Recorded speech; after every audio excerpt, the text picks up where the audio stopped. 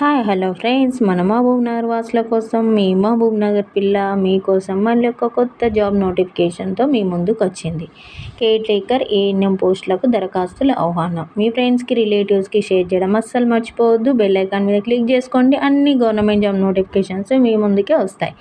ధన్వాడ ఆదర్శ పాఠశాల వసతి గృహంలో ఖాళీగా ఉన్న కేర్ టేకర్ ఏఎన్ఎం పోస్టుల భర్తీకి దరఖాస్తులు ఆహ్వానిస్తున్నట్లు ఇన్ఛార్జ్ ఎంఈఓ అంజలిదేవి ఒక ప్రకటనలో పేర్కొన్నారు. కేర్ టేకర్కు డిఈడి లేదా బీఈడి విద్యార్థుల ఉండాలి.